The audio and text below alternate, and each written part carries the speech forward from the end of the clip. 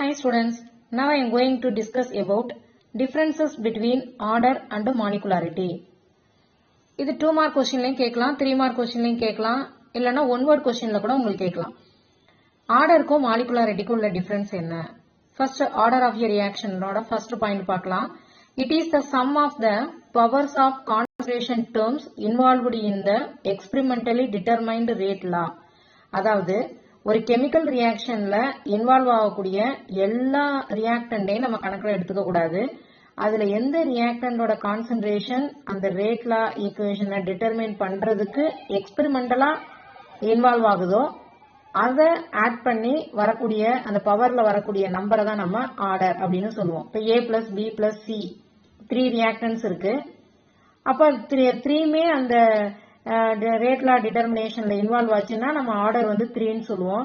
Suppose 2 மட்டும்தான் involve ஆயிருக்கு அப்படின்னா 3ஆ இருந்தாலும் நம்ம எடுத்துக்கக்கூடிய ஆர்டர் நம்பர் வந்து 2ன்னு தான் எடுத்துக்கணும். ஏன்னா 2 ரியாக்டன்ஸ் மட்டும்தான் எக்ஸ்பெரிமெண்டலா ரேட் லாவை டிட்டர்மைன் பண்றதுக்கு இன்வால்வ் ஆகுது. Okay, molecularity of a reaction வரும்போது it is the total number of reactant species that are involved in an elementary step. மாலிகுலாரிட்டின்னு பார்க்கும்போது கான்சென்ட்ரேஷனை நம்ம கன்சிடர் பண்ணக்கூடாது. எத்தனை ரியாக்டன்ட் ஸ்பீசிஸ் இன்வால்வ் ஆகுதோ அப்படியே நம்ம எழுதிடணும். இப்போ A plus B plus C அப்படிங்கிற ரியாக்டன் ப்ராடக்டை கொடுக்கும்போது நம்ம என்ன சொன்னோம், ஏயும் பியும் மட்டும்தான், அதாவது எனி 2 ரியாக்டன்ஸ் மட்டும்தான் ரேட் லாவை டிட்டர்மைன் பண்றதுக்கு யூஸ் ஆகுது. அதனால அந்த ஆர்டர் வந்து 2ன்னு சொன்னோம். பட் மாலிகுலாரிட்டின்னு கன்சிடர் பண்ணும் பொழுது A plus B plus C மூணையுமே எடுத்துக்கணும். சோ ஒரு கெமிக்கல் ரியாக்ஷன்ல இன்வால்வ் ஆகக்கூடிய எல்லா ஸ்பீசிஸும் அது வந்து எக்ஸ்பெரிமெண்டலா அந்த இடத்துல இன்வால்வ் ஆகுதா அப்படிலாம் நம்ம கன்சிடர் பண்ணக்கூடாது. டோட்டல் நம்பர் ஆஃப் ரியாக்டன்ஸ் எத்தனை இருக்கோ அதை அப்படியே நம்ம கணக்குல எடுத்துக்கிட்டோம் அப்படின்னா அதை மாலிகுலாரிட்டி ஆஃப் ஏ ரியாக்ஷன் அப்படின்னு சொல்லுவோம். Second point, it can be 0 or fractional or integer. இதுல வந்து 0வா இருக்கலாம், அதாவது எக்ஸ்பெரிமெண்டலா நம்ம சொல்லிட்டோம் ரேட் லாவை வந்து டிட்டர்மைன் பண்றதுக்கு இன்வால்வ் ஆகணும் அப்படின்னு சொல்லியிருக்கோம். சோ அந்த ரியாக்டன்ட் வந்து கரெக்டா இன்வால்வ் ஆகல அப்படின்னா ரியாக்டன்ட் இருந்தாலும் கூட அதோட ஆர்டர் வந்து 0வா மாறும்.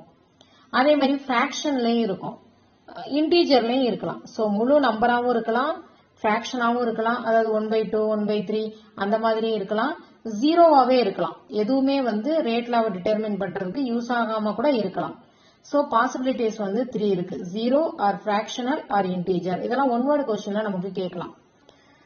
மாலிகுலாரிட்டி ஆஃப் ஏ ரியாக்ஷன் எப்படி இருக்குன்னு பாருங்க. It is always a whole number, cannot be 0 or a fractional number. ஏன் வந்து இது வந்து 0வாவோ ஃபிராக்ஷனலாவோ இருக்காது அப்படின்னா நம்ம தான் சொல்லிட்டோமே அந்த ரியாக்ஷன்ல இன்வால்வ் ஆகக்கூடிய எல்லா மெம்பர்ஸையும் கணக்குல எடுத்துக்கணும்னு சொல்லிட்டோம். So it is always a whole number, that means இன்டீஜரா தான் இருக்கணும். Third point, it is assigned for a overall reaction. Order வந்து எப்ப கால்குலேட் பண்ண முடியும் அப்படின்னா ஒரு ரியாக்ஷன் வந்து 3 or more ஸ்டெப்ஸ்ல நடக்கலாம், 1 or more ஸ்டெப்ஸ்ல நடக்கலாம். அதாவது சிங்கிள் ஸ்டெப்லயே இந்த ரியாக்ஷன் முடியலாம், 2 ஸ்டெப்ஸ்ல முடியலாம், மல்டி ஸ்டெப்ஸ்ல நடக்கலாம். ஆனா நம்ம ஆர்டர் கால்குலேட் பண்ணும்போது ஃபைனலா ரியாக்டன்ட் முழுதுமே ப்ராடக்டா மாறினதுக்கு பிறகுதான் நம்ம கால்குலேட் பண்ண முடியும். அதனாலதான் it is assigned for A overall reaction. ஓவராலா எத்தனை ரியாக்ஷன் நடந்திருக்கோ அதை வச்சுதான் நம்ம வந்து ஆர்டரை முடிவு பண்ணணும். பட் மாலிகுலாரிட்டியை நம்ம அப்படி கிடையாது.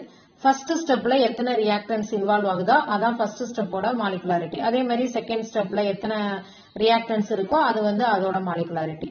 அதை எப்படி சொல்றாங்க அப்படின்னா it is assigned for each elementary step of mechanism. ஒரு மெக்கானிசம்ல எத்தனை ஸ்டெப்ஸ் இருக்கோ அந்தந்த ஸ்டெப்ஸ்ல இருக்கக்கூடிய இண்டிவிஜுவல் ஸ்டெப்ஸ்ல இருக்கக்கூடிய ரியாக்டண்டோட எண்ணிக்கை வந்து மாலிகுலாரிட்டி அப்படின்னு சொல்லுவோம். சோ அந்த கொஸ்டினை வந்து நல்லா பாத்துக்கணும். ஏன்னா இது 2 mark கொஸ்டின்லயும் பாசிபிலிட்டி இருக்கு, 3 markலயும் இருக்கு, 1 wordக்கும் பாசிபிலிட்டிஸ் இருக்கு. Thank you students.